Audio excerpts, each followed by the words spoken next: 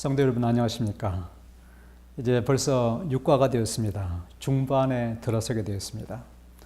오늘 살아있는 믿음의 책 야고보서 제6과 행동하는 믿음을 함께 공부해 보도록 하겠습니다. 영혼이 없는 몸이 죽은 것 같이 행함이 없는 믿음은 죽은 것이다.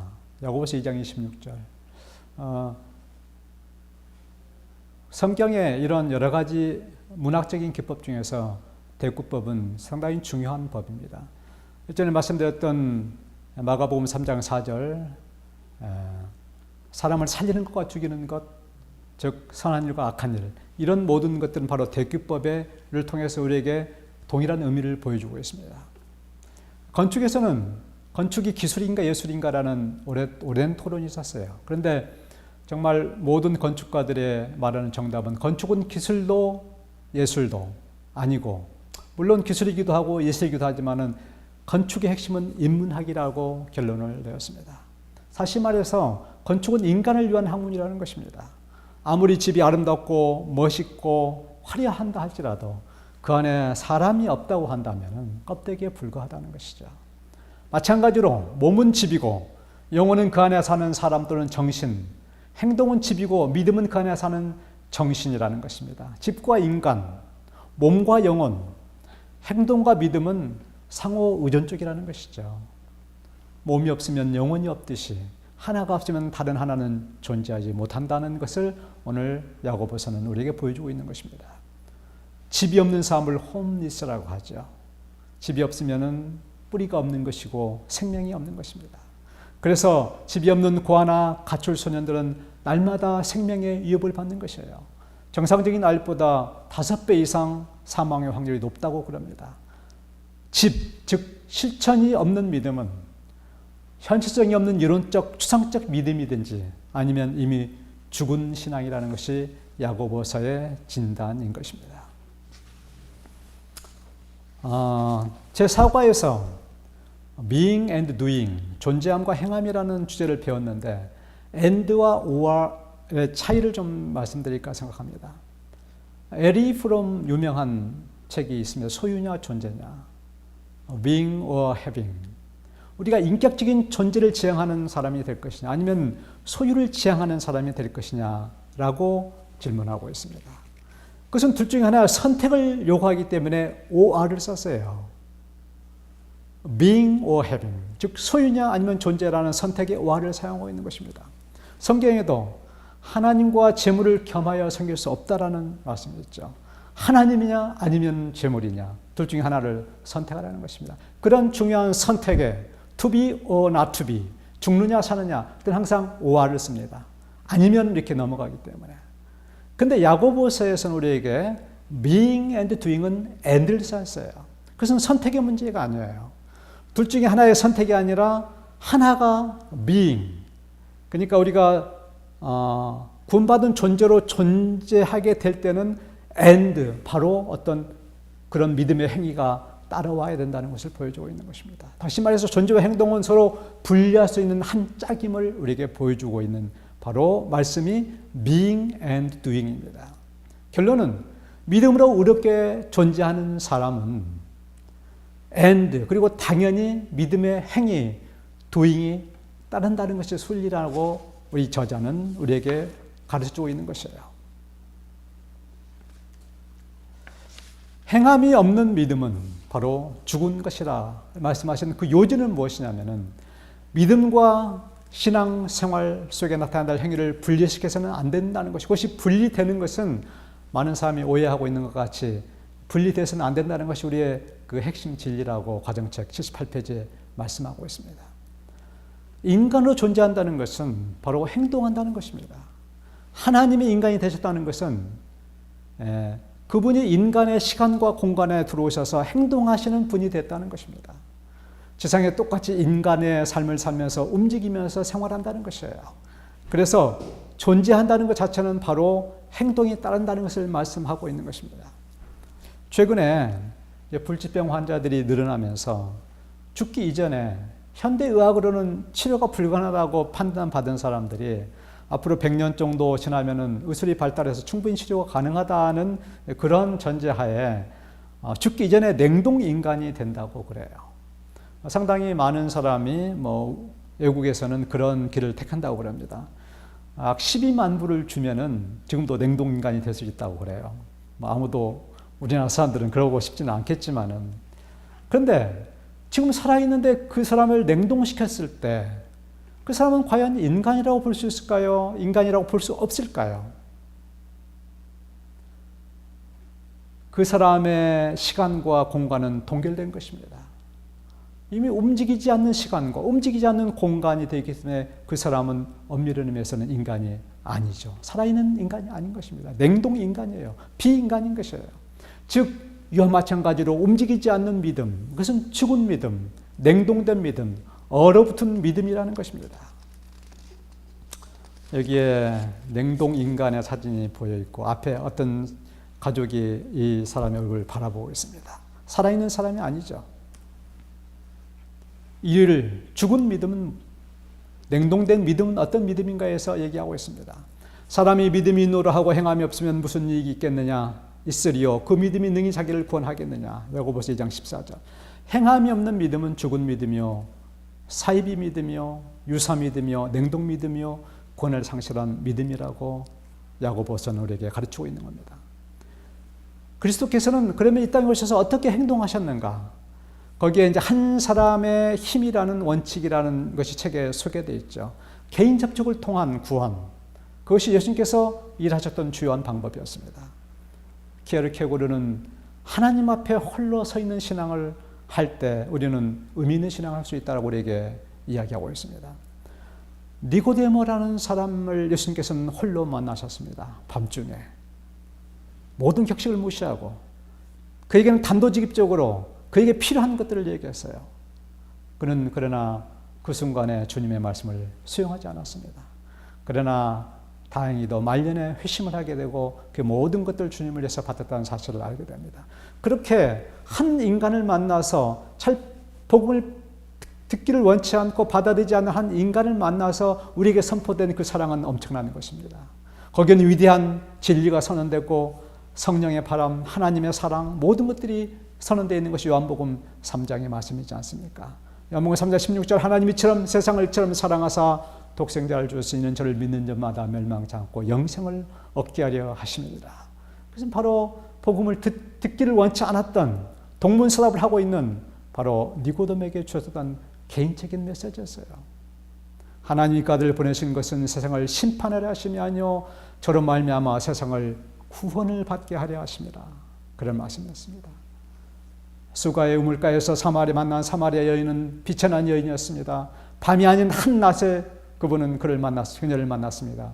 약간의 격식이 있었지만 단도직입적으로 그 여인에게 필요한 메시지를 전했습니다. 그는 즉각적인 회심을 했어요.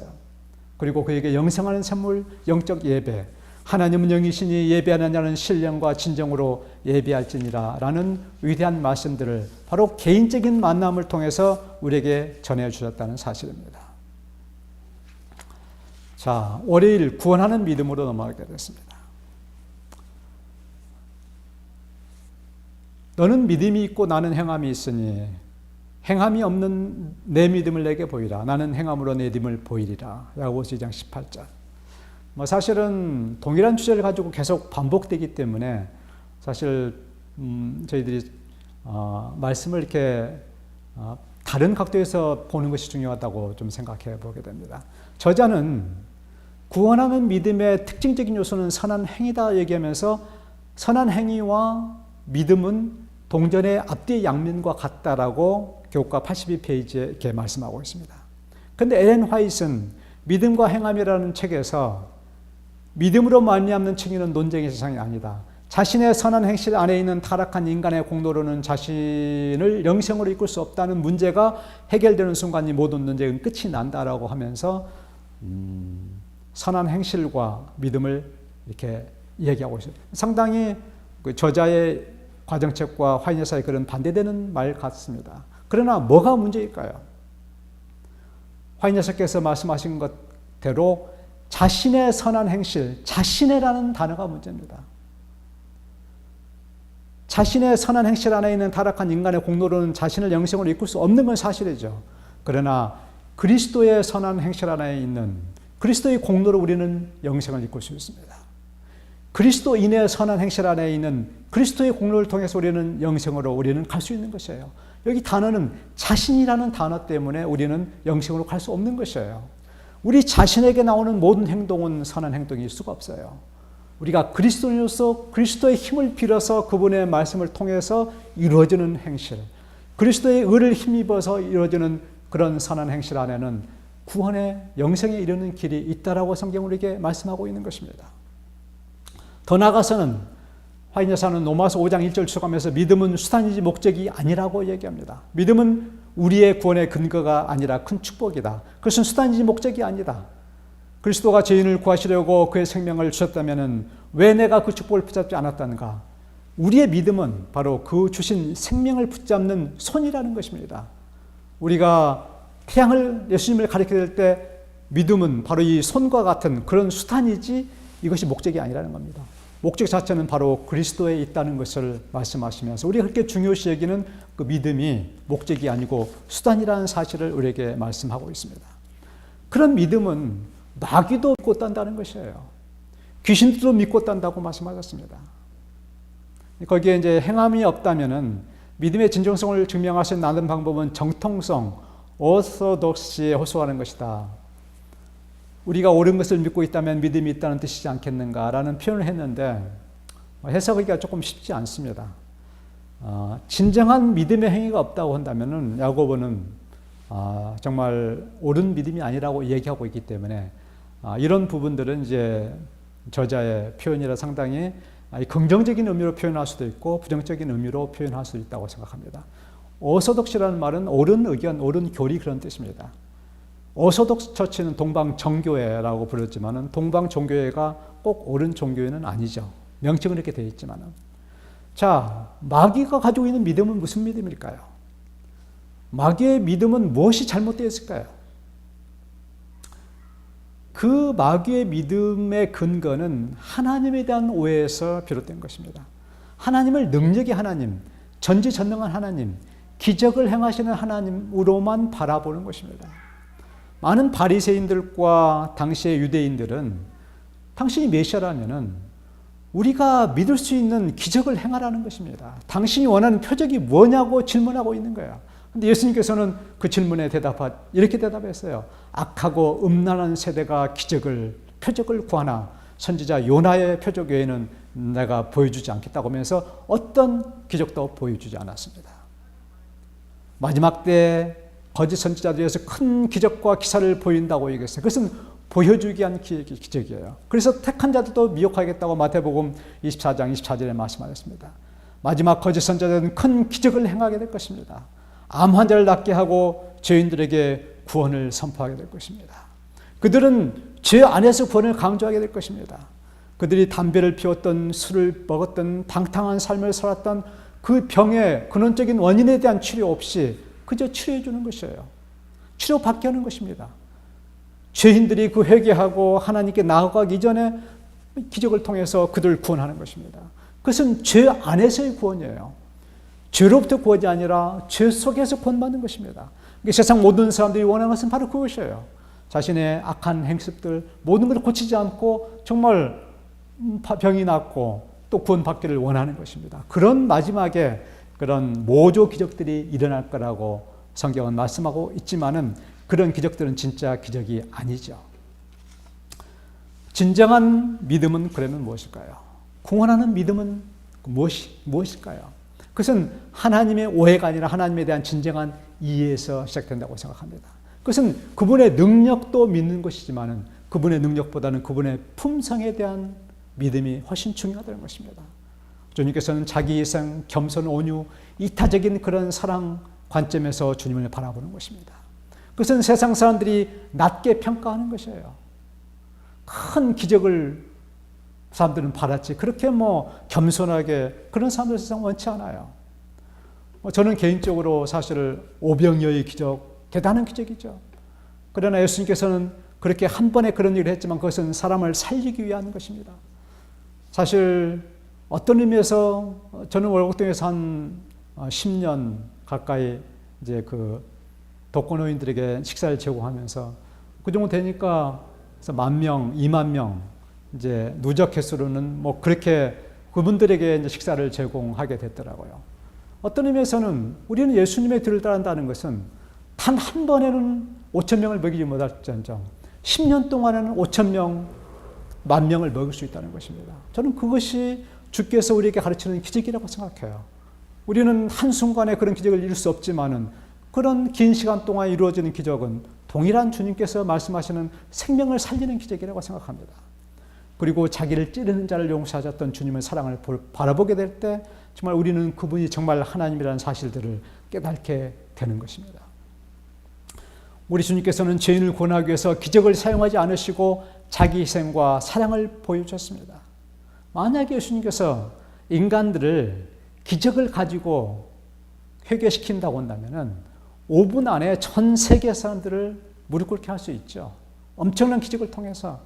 그러나 그들은 그들의 삶의 변화라든가 그런 과정들이 없이 변화되는 어떤 것들이기 때문에 그런 의미가 없는 것입니다. 주께서는 그런 방법을 사용하지 아니하시고 정말 헌신적으로 자기 희생과 그런 꾸준한 사랑을 보여줌으로써 우리가 그런 사랑을 보며 진정한 회개를 경험하면서 정말 이것이 진짜 구원이다. 그러면서 그것은 죄로부터의 구원이에요. 죄인인 상태에서 구원하는 것이 아니라 의롭게 변화시켜서 구원하시는 것입니다. 그것이 최고의 기적이요 죄인이 의인으로 변화되는 것이야말로 가장 큰 기적이라고 성경은 얘기하고 있습니다. 예를 들어서 저는 대학에서 이제 학생을 가르치지만은 F학점 학생을 그저 제가 그 학생이 마음에 든다고 A를 주는 것은 불법이에요. 그것은 죄 안에서의 구원입니다. 그러나 그 친구가 훌륭하고 가능성이 있으면은 개인적으로 가르치고 또 이끌고 더 공부하게 만들어서 A학점을 충분히 받을 수 있는 그런 사람을 만들어서 충분히 시험을 A학점을 맞을 수 있는 그런 실력을 만든 다음에 그가 A학점을 맞게 됐을 때 주는 것은 합법적인 거예요. 그것은 죄로부터의 구원입니다. 어떤 의미에서는. 그래서 우리는 정말 불량한 F학점짜리를 A학점을 주는 그런 사단의 가짜 기적들이 아니라 진정한 내면의 변화를 통해서 실력을 통해서 그런 믿음을 통해서 진정한 주님을 받아들이게 될 때 주님은 죄인을 의인으로 변화시키시고 합법적으로 구원하시는 것입니다. 자, 수요일로 넘어갑니다. 야고보와 바울의 관점의 차이에 대해서 얘기를 하고 있습니다. 동일한 아브라함의 사건을 보면서 야고보는 이삭을 제단으로 드리는 그 행함으로 의롭게 됐다고 얘기를 하고 있고 바울은 아브라함이 할례받기 이전에 믿음으로 의롭게 됐기 때문에 그는 어떤 행위 없이 의롭게 됐다라고 주장하고 있는 것입니다. 뭐가 차이일까요? 관점의 차이입니다. 야고보는 하나님의 말씀을 순종하는 데 초점이 있고 사도 바울은 당시에 할례를 받아야 구원받는다는 율법주의자의 주장을 반박하는데 초점이 있기 때문에 다른 각도에서 보는 것입니다. 결론은 야고보는 믿음의 행위를 옹호하는 것이 또 성경적이고 바울이 율법의 행위를 비판하는 것도 성경적인 것입니다. 다만 관점의 차이가 있다는 것이죠. 우리가 어떤 죄를 용서받고 그 다음에 구원에 이르는 단계에 다윗의 이야기는 대단히 중요한 얘기라고 생각합니다. 다윗은 정말 큰 죄를 범한 죄인이었죠. 그런데 다윗이 회개할 때 인간의 힘이 가능한 곳에서는 하나님께서 개입하지 않으신다고 그래요. 인간의 힘이 미치지 않는 게 될 때도 이어 구원의 힘이 역사하신다고 성경은 얘기하고 있습니다. 여기서 다윗이 한 일과 하나님 한 일은 무엇일까요? 다윗은 자신의 죄를 용서받기 위해서 자신이 죄를 범한 대상자들 밧세바나 우리아에게 정말 용서를 구해야 되는 것입니다.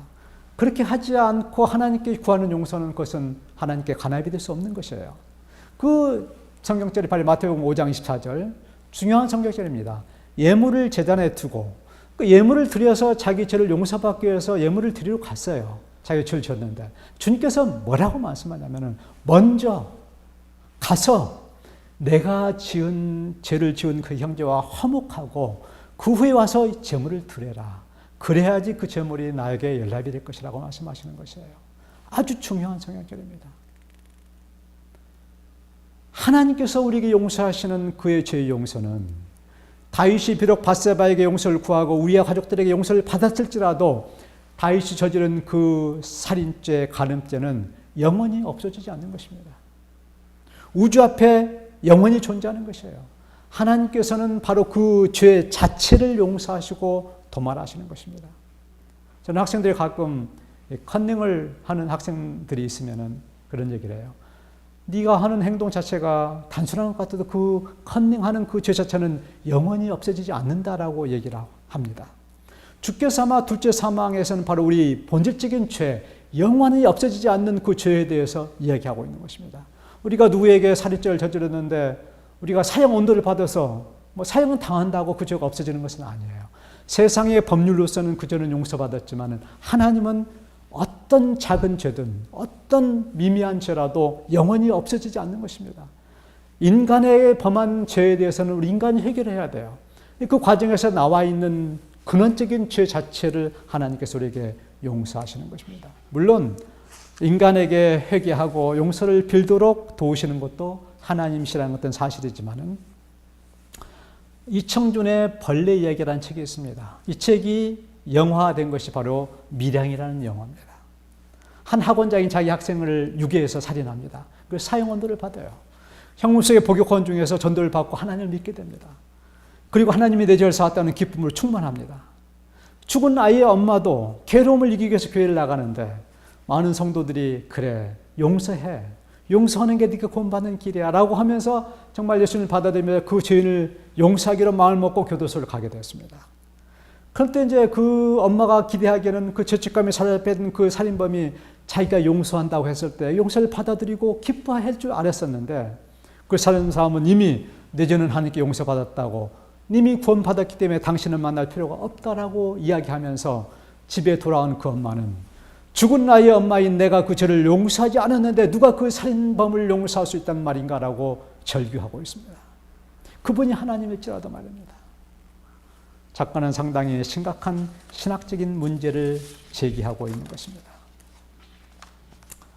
사실은 하나님께 용서를 구하는 것은 쉬울 수도 있어요. 기도하면 용서해 주시니까.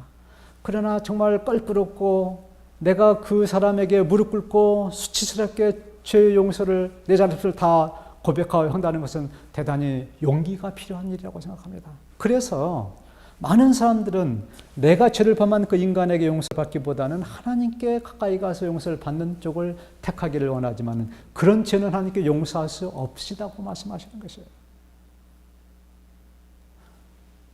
하나님과 직결해야겠다는 것입니다.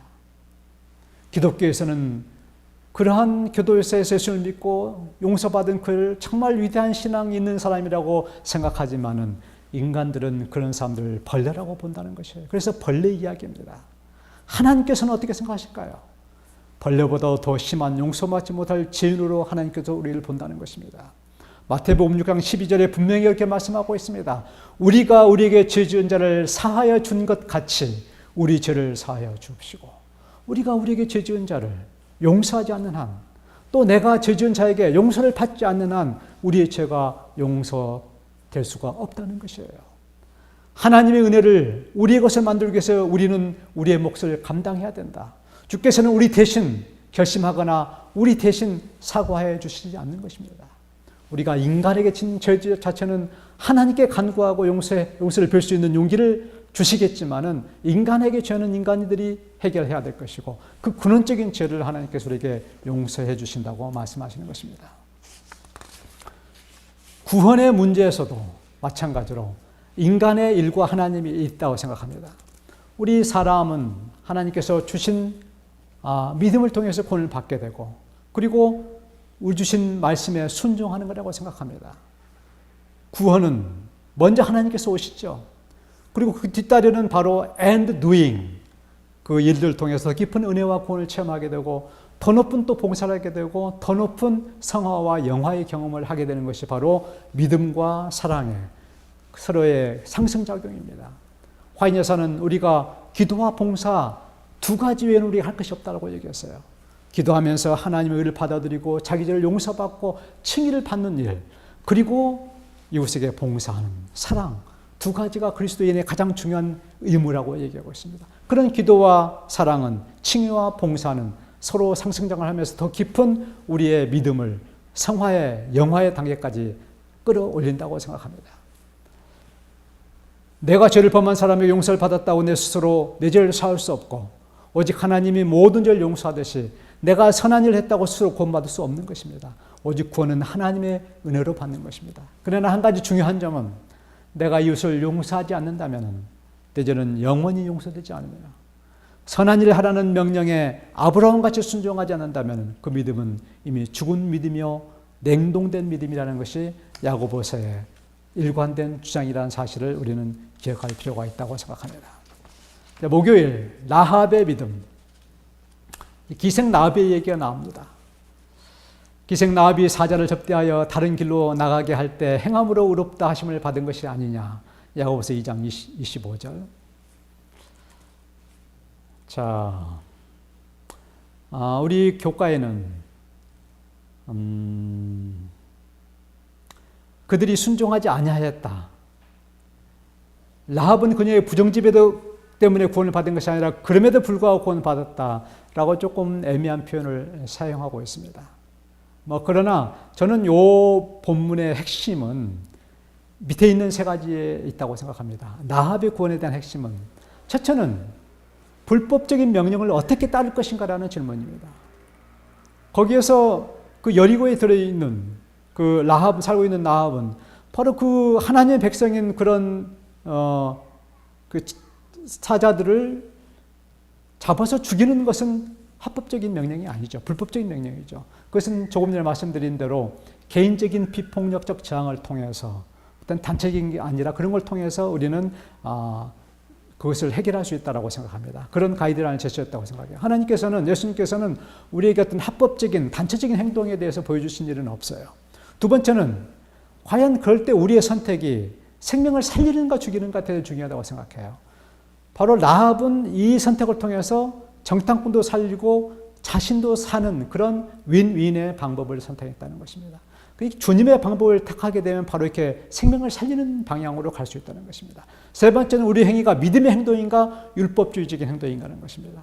자신이 스럽게 발견한 그리스도에 대한 믿음을 단호한 행동으로 그는 나타나게 되었습니다. 어떤 율법주의적인 그런 행동이 아니었어요. 믿음에 대한 행동이었습니다. 그래서 기생 라합이라는 이름이 붙여 있지만은 진정한 라합은 믿음 있고 용기 있는 위대한 신앙인 중에 하나라고 성경은 우리에게 말씀하고 있다는 것입니다. 마지막 금요일입니다. 바울의 신학과 야고보 신학의 비교. 자, 우리 모두가 교과 90페이지를 한번 살펴보겠습니다. 지금까지는 앞에 있는 부분을 했었는데 거기 뒤에 핵심 토의의 2번에 대단히 중요한 신학적인 문제를 제기했기 때문에 저는 오늘은 그 부분에 대해서 좀 말씀을 드릴까 생각합니다. 어떤 이들은 야고보가 바울의 신학을 참고하지 않고 믿음과 행위에 대해서 말했기 때문에 우리가 야고보서를 야고보의 사고방식, 즉 야고보의 신학에 맞게 해석해야 한다고 주장합니다. 이런 주장에는 어떤 오류가 있습니까? 특히 이 경우에 다른 성경절의 믿음과 행위에 대해서 어떻게 말하는지를 염두에 두어야 하는 이유는 무엇입니까? 라고 교과 90페이지에 얘기하고 있어요. 과연 바울의 신학과 야고보의 신학이 존재하는가? 그런 신학이 어떤 우리에게 도움이 되는가? 결론적으로는 믿음을 둘 다 강조했고요. 최종적으로는 사랑의 행위를 강조했습니다. 로마서 12장 1절부터 너희의 몸을 하나님 기뻐하시는 산 제사로 드리라고 하면서 선한 일을 하고 원수를 사랑하라고 로마서 후반부에는 우리에게 그 사랑에 대해서 강조하고 있습니다. 야고보서도 마찬가지고요. 그런데 바울은 율법적 행위를 비판했고요. 야고보는 거짓 믿음의 무행위를 비판했기 때문에 그 관점이 다른 것입니다. 자, 제가 표를 좀 만들어 봤어요. 우리의 구원은 원 안에 들어있는 것입니다. 구약이나 신약이나 로마서나 야고보서 모든 것은 그리스도를 나타내고 있어요. 그리스도의 사랑을, 그리스도의 복음을, 그리스도의 믿음을 보여주고 있습니다. 그러나 로마서에서 우리 신학도 우리에게 상당히 유용하지만은 신학적인 요소를 끌어내기 시작하면은 그 신학은 바로 바울주의로 가게 됩니다. 그래서 바울이 말하는 것이 행위가 없는 모든 믿음이 산 믿음이라는 그런 어떤 길로 가게 되는 것이고, 야고보에서 야고보 신학을 끌어내게 되면 야고보주의가 돼요. 행위가 없는 모든 믿음은 죽는 믿음이라고 얘기를 합니다. 똑같이 예수님에서 로마서 야고보서가 나와 있는데 정반대의 결론이 나오게 된 겁니다. 행위가 없는 믿음이 산 믿음이고, 여기는 행위가 없는 믿음은 죽은 믿음이라는 서로 반대되는 그런 것이 나오게 됩니다. 그래서 오직 성경, 오직 그리스도가 중요한 겁니다. 화인여사는 로마 3장 19절 추석하면서 인간들의 모든 이론들은, 인간들의 모든 학문들은, 인간들의 모든 이즘들은 걸레조각 같은 이론들이라고 말씀하고 계시는 것이에요. 물론 이런 것들이 우리에게 도움은 돼요. 그러나 근본적으로 이 원을 벗어나게 될 때, 구약과 신약과 로마서에서 벗어나게 될 때는 인간은 이런 엄청난 동일한 이야기를 가지고 서로 다른 결론이 되게 되는, 우리는 그래서 세상 사람들에게 똑같은 로마서 야고보서를 제시하면서 이렇게 하면 된다 안 된다라고 얘기할 때 기독교가 어떤 서로가 의견 차이가 있는 그런 종교가 되어버리는 것입니다. 그렇듯이 우리 모든 이 원 안에서 항상 그리스도 중심으로 모든 성경들을 해석하게 될 때 이런 오류에 빠지지 않을 수 있다고 생각합니다. 야고보서는 오직 그리스도를 증거했어요. 여기 보는 것 같이. 근데 똑같이 마틴 루터는 바로 이 루터의 시작에서 그것은 지푸라기 서신이라, 죽은 믿음이라고 야고보서를 정의했어요. 이렇게 야고보서 같이 살아있는 그 믿음의 책을 마틴 루터 같은 그런 위대한 그런 개혁자가, 그런 믿음 있는 사람이 그렇게 정의를 하는 것이에요. 그래서 인간은 항상 실수할 수 있다는 사실을 보여주고 있는 것입니다. 마찬가지로 루터에게 반대했던 천주교 학자들은 바로 거기에 행함으로 말미암아서 우리 구원받는 공로를 찾게 되는 것입니다. 둘 다 성경적인 것이 아니죠. 똑같은 야고보서를 이렇게 죽음의 길로, 지푸라기 신앙으로, 이렇게 행함으로 말미암는 의로 끌고 가는 것이 인간들의 이론들이에요. 야고보는 끝까지 그리스도를 향해서 가는 것입니다. 우리가 어떤 신앙을 선택해야 될 것인가를 우리는 분명하게 야고보서에게 보여주고 있는 것이에요. 항상 그리스도의 중심으로 모든 성경들을 이해하고 받아들이게 될 때 우리는 세상의 이론들이 아니라 예수님의 말씀들을 듣게 될 것입니다. 개톨릭과 개톨릭주의, 개신교와 개혁주의의 차이도 마찬가지입니다. 이어서 이렇게 이야기하고 있습니다. 실제로 종교개혁이 한창일 때 가톨릭 견론가들은 개혁주의로부터 로마 교회를 방어하기 위해서 야고보서로부터 지원을 받고자 했다. 이런 사실을 볼 때 우리가 주어진 모든 성경책을 바탕으로 교리를 세워하는 이유는 무엇입니까? 라고 하면서 이제는 두 번째 문제인 개톨릭주의, 개혁주의에 대해서 이야기하고 있습니다. 야고보서에 아까 보는 것 같이 둘 다 루터도 틀렸고 개톨릭도 틀렸어요. 천주교회는 개톨릭 처치입니다. 개톨릭에 시작이 됐어요. 역사를 보게 될 때 개톨릭이라는 용어는 되게 중요한 용어입니다. 왜 그들이 개톨릭이라는 말에서는 보편적인, 우주적인, 지구적인, 전 세계적인 그런 유니버셜이라는 그런 뜻입니다. 그런데 이 개톨릭이라는 단어를 선정하게 되는 것은 유대교회 반대해서 이렇게 선정하게 된 것입니다. 유대인들은 하나님의 그 위대한 기별을 자기 나라, 자기 민족, 자기 사람들에게만 국한시켜서 구원을 한정시켰기 때문에 그들은 실패하는 거죠. 그런 하나님이 아니라는 것이죠. 하나님은 우주적인 하나님이시고 전 지구적인 하나님이시고 보편적인 하나님이라는 것이에요. 그래서 로마 천주교 처음에 초대교회가 개톨릭이라는 단어를 사용하게 된 것은 그것은 옳은 선택이었어요. 틀린 선택이 아니에요. 그렇게 지역적인 하나님이 아니라 우주적이고 보편적인 하나님이라는 그런 의미에서 개톨릭이라는 단어를 사용한 것입니다. 근데 그것이 이제 로만 캐톨릭시즘으로 가면서 개톨릭이 아니면 구원받을 수 없고 로마 교황이 모든 구원의 결정권을 갖게 되고 그렇게 이제 개톨릭주의로 넘어가는 것이 문제입니다. 출발점은 옳게 출발했지만은 초대교회의 모든 부분들이 개톨릭으로 넘어가면서 점점 변질되게 됐지만은 개톨릭은 다는 그렇게 시작이 됐습니다. 프로테스탄트도 마찬가지예요. 프로테스탄트는 개톨릭에 처음 주장했던 그들이 삼위일체의 교리라든가 예수님께서는 완전한 하나님이 완전한 인간이라는 그런 예수님의 신생이라는 문제라든가 성경을 정경화하는 작업들은 다 개톨릭에서 처음 초대교회가 시작하게 되면서 이루어진 사건들이 그건 중요한 신앙의 펀다멘탈한 파운데이션 기초들이에요. 바로 그 사람들은 이런 개톨릭이라는 그런 중요한 교리를 비판하는 것이 아니라 캐톨릭시즘을 비판한 것이에요. 교황이 구원하고 교회가 구원하기 때문에 면죄부를 팔아서 구원받겠다는 그런 개톨릭주의에 대해서 프로테스탄트한 겁니다. 그 자체가.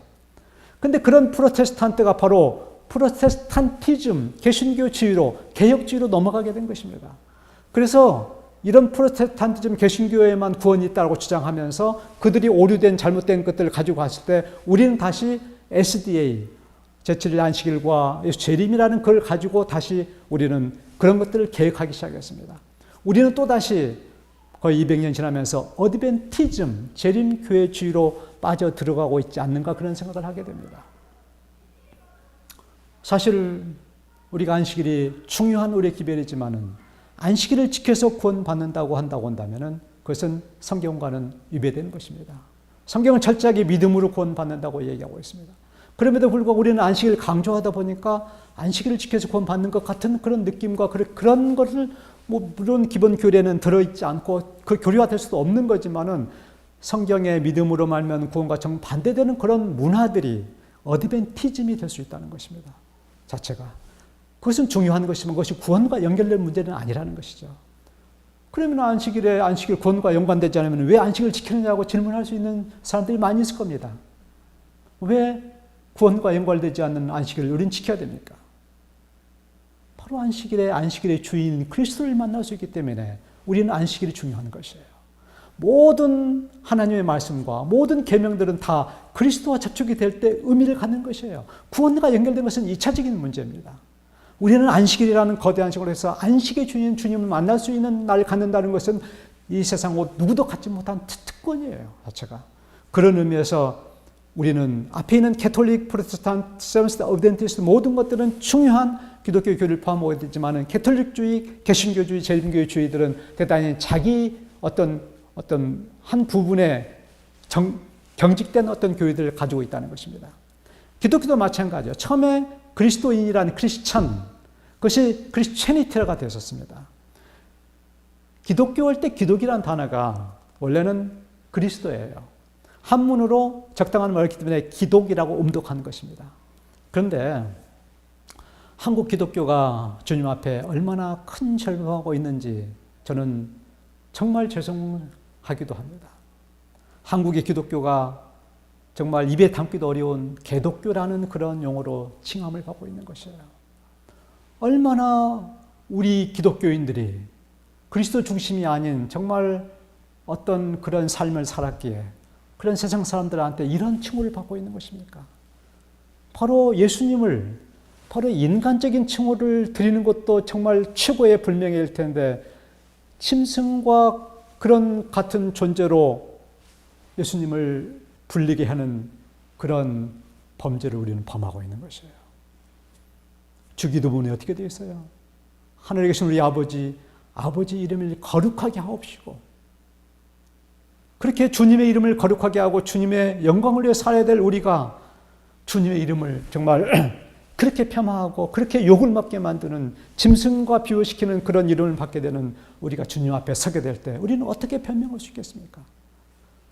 신앙적으로 산다는 것이 얼마나 중요한 일인가를 우리가 욕먹고 우리가 구원받는 것이 문제가 아니라 우리가 구원받지 못할지라도 주님의 영광을 위해 살아야 될 텐데 주님을 이렇게 크게 욕먹이면서 우리는 우리 구원에만 집착하고 있다는 우리 자신을 생각해 볼 때 우리는 얼마나 큰 회개가 필요한 사람인지를 다시 한번 생각해 보게 되는 것입니다.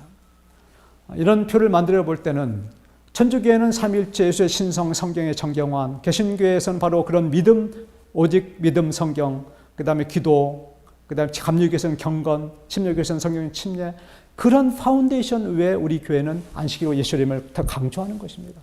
밑에 있는 부분들에서는 다 이런 그런 교회들이 성경적인 진리를 찾아내서 이렇게 기초를 만들었기 때문에 우리가 이렇게 서 있는 것이기 때문에 모든 교파들은 서로가 다 그런 공통된 파운데이션에 연결되어 있어요. 그래서 우리가 그런 공통된 부분을 연결하고 자기 나름대로의 잘못된 주장에 대해서 우리가 충분히 비판하지만 공통된 파운데이션 찾게 될 때 우리는 그들에게 전도할 수 있는 충분한 어떤 근거를 발견할 수 있다고 생각합니다. 이런 기독교가 성경에는 유대교와 그리스도인 두 가지만 되어 있습니다.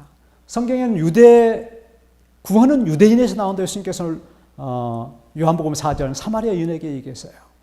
그 다음에 사도행전 11장 사도행전에 그리스도인이라는 비로소 안디옥에서 그리스도인 칭호가 성경에는 유일하게 유대인과 그리스도인이라는 칭호에는 없어요. 유대교는 부정적인 힘을 사용하게 되어 있습니다. 기독교라는 단어는 AD 2세기에 안디옥의 교배였던 이그나티우스가 처음으로 사용한 단어였습니다.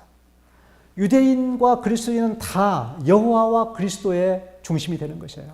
사실은 저도 구약의 여호와가 신약의 그리스도라는 사실을 깨달은 지가 그렇게 오래되지가 않아요.